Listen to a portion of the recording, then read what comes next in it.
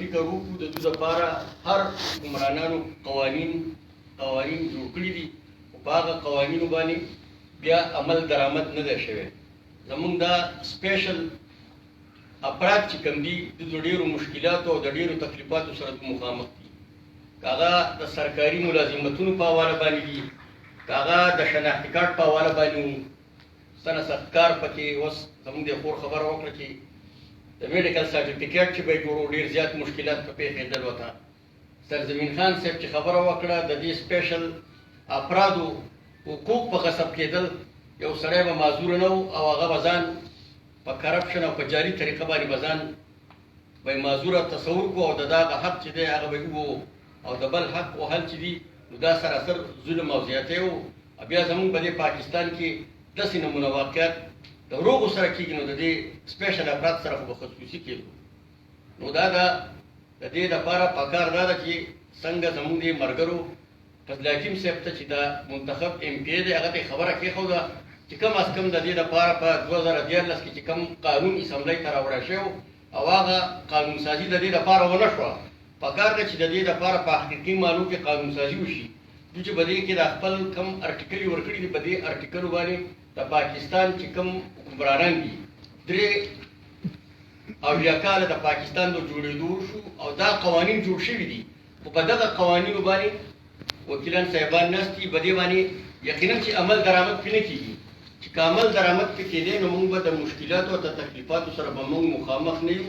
د 83 چې دی د 1973 آیین چې راولي په هغې کې باقاعده طور باندې موږ ټول یو شان انسانان یې ګرځولي وو او ټول بنیادي حقوق چې کوم دي هغه یې موږ ته ټولو ته یې راکړي دي.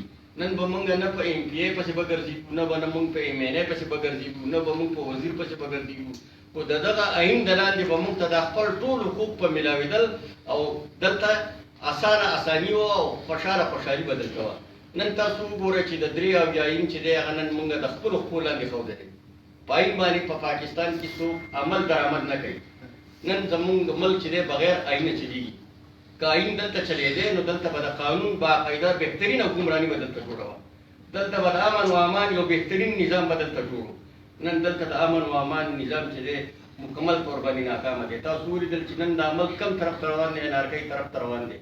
نو زموږ دا سپیشل انسانان چې دي نو دوی خو به خامخا د دې مشکلاتو او د دې تکلیفاتو سره به مخامخ کېږي.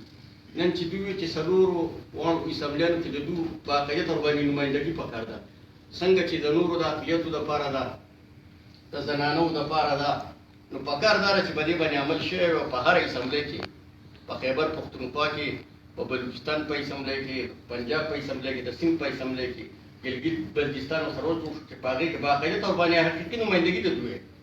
بیا تاسو څلور واړو اسمبلیانې ورکړي، قومي اسمبلي ورکړې ده، مقامي حکومتونه ورکړي، سینټ ورکړي دي، په هغې کې دلته هغسې نمایندګي نه میلاوېږي ورته. نو د دې لپاره به ضرورت څه یو د دې لپاره به دا پکار وي چې موږ زه ځانه ته یو سیاسي جماعت نماینده یم، د پښتونخوا ملي یوه پارټۍ نماینده یم. زما دا ذمهداري جوړېږي چې زه د خپلې پارټۍ مشرانو ته وینا وکړم چې زموږ په سینټ کې تاسو ټولو ته معلومه ده چې په دې وخت کې زموږ دوه نمایندګان دي. یو زموږ یو خور ده، یو زموږ نارینه ملګری دی چې په سینټ کې هغه نمایندګي کوي. نو زه به حیثیت د پښتونخوا ملي یوه پارټۍ د کارکون په حیثیت باندې تاسو له دا یقینداني او تاسو له دا تسلي در درکومه چې په سینټ کې به د دې لپاره باقاعده طور باندې موږ خپل اواز پورته کوو.